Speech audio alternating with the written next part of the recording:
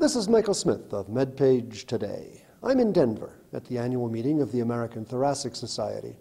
The flu is a trigger for asthma attacks, and parents of children with asthma are urged to get their kids vaccinated, but not all do.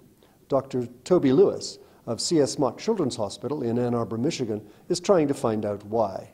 Our specific interest was decisions about vaccinating against influenza because we know that viruses are a very important trigger of asthma exacerbations.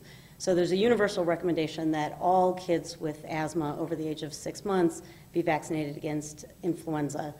So we started with a panel of parents, and we selected for the parents who had kids with asthma, and then we asked them questions about what their past choices about vaccinating against influenza had been and what their intent was in the future, and then just tried to ask a few questions to get at why they were making the decisions that they were making. Okay. Now, what did you find? How did this break down? Surely every parent was having their kid vaccinated? Actually, only 70% of parents with children with asthma got their children vaccinated in the past year, and only 65% intended to get their children vaccinated in the next year.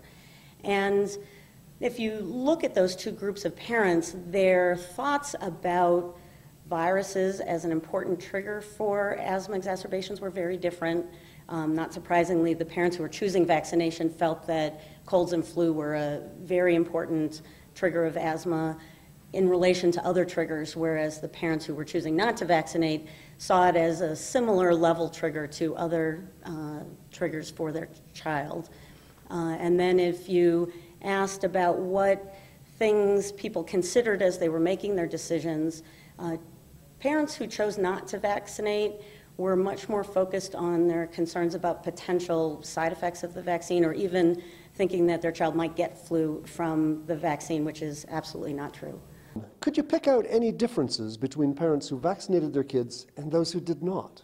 If you're looking at demographic characteristics, socioeconomic status, race or gender, socioeconomic status, race or ethnicity, gender, they really were fairly comparable groups. So it really is something separate from those demographic factors that is common across all those groups that's influencing people in their decisions about vaccination.